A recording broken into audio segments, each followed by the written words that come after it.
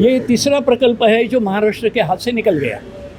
पहली बार तो फॉक्सकॉन वेदांता का इलेक्ट्रॉनिक्स का बड़ा प्रकल्प जो तलेगांव में पुणे के नज़दीक होने वाला था वो चला गया।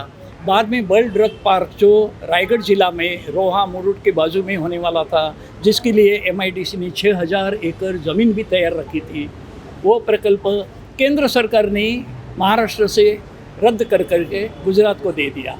और अभी कल ही ये बात खबर आ गई कि टाटा और एयरबस का जो एक संयुक्त प्रकल्प है, यहाँ पे जो लड़ाई को लगने वाले जो हवाई जहाज़ है वो बनाने का एक प्रकल्प महाराष्ट्र में होने के लिए हमारी सारी तैयारी थी, सारी बातें चल रही थी। नागपुर मिहान में ये प्रकल्प हो इसके लिए पूरी तैयारी थी। वो योजना भी अभी गुजरात को देने की बात हो गई है।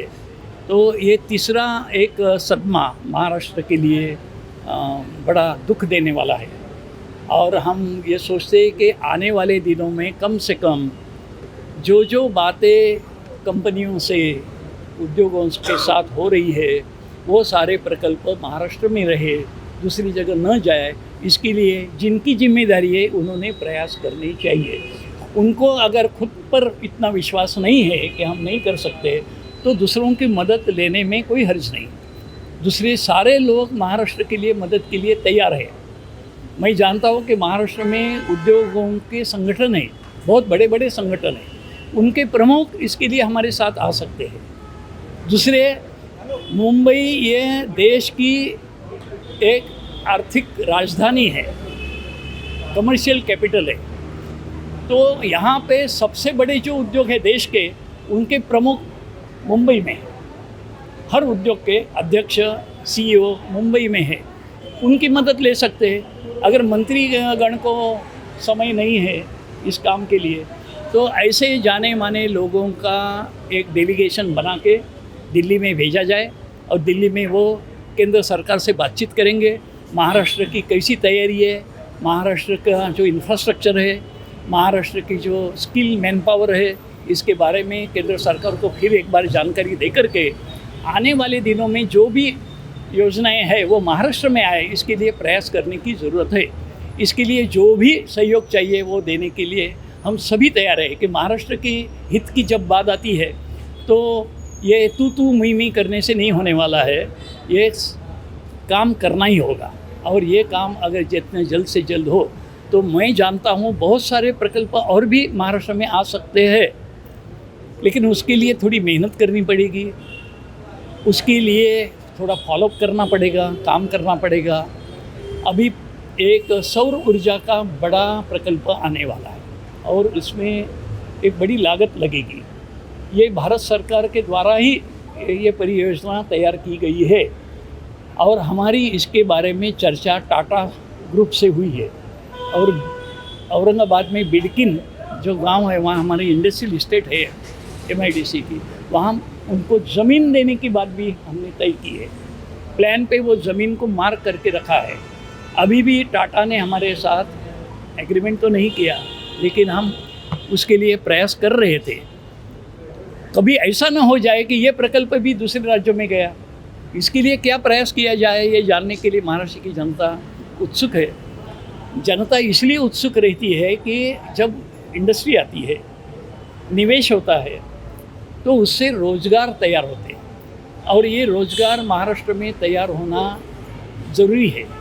महाराष्ट्र में बहुत सारे युवक इंजीनियरिंग, मैनेजमेंट, फार्मेसी, इलेक्ट्रॉनिक्स ऐसे क्षेत्र में पदवी लेते हैं, सीखते हैं हर साल। और ये जो स्किल मैन पावर जो बोलते हैं ये महाराष्ट्र में अभी भी है और हर साल इसमें वृद्धि होती है। इन सारे लोगों को जॉब देना, इन सारे लोगों को नौकरियां देना ये हमारा कर्तव्य बनता है, किसी भी राज्य सरकार का ये कर्तव्य है।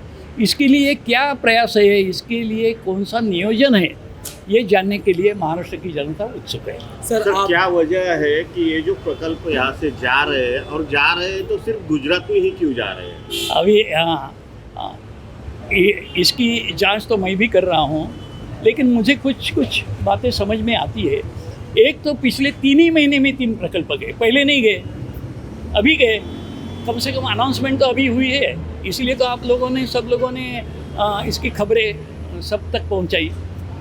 तो इसलिए अभी निर्णय होते जा रहे हैं जो महाराष्ट्र के खिलाफ है कि अब की सरकार ऐसे निर्णयों के बारे में केंद्र सरकार के सामने कुछ बोलेगी नहीं, चुप बैठेंगे, कोई विरोध तो नहीं करेगा लेकिन बात भी नहीं करेंगे। तो ऐसी जो सरकार यहाँ पे बिठाई है तो एक अनुकूल स्थिति केंद्र के लिए पैदा हो गई है।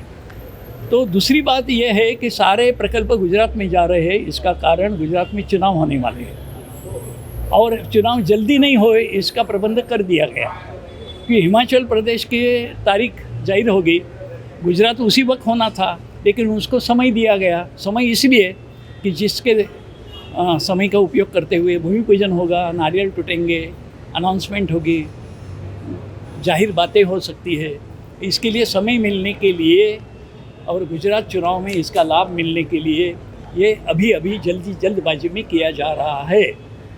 ठीक है, वो भी राज्य अपना हिंदुस्तान का हिस्सा है, वहाँ अगर कोई तरक्की होती है तो उससे दुख लगने की ज़रूरत नहीं, लेकिन महाराष्ट्र का नुकसान हो रहा है इसका दुख तो ज़रूर लगेगा। अब तक तो जो हुआ आगे नहीं हो, ये सिलसिला रुकना चाहिए और आगे के लिए आने वाले कुछ महीने कुछ दिन जो है वो दिनों में क्या प्रयास हो रहे हैं ये जानने के लिए महाराष्ट्र के सब और ख़ास करके युवा जनता ये बड़े उत्सुक है। अब खबरें पाइए सबसे पहले हमारे मोबाइल न्यूज एप्लीकेशन पर।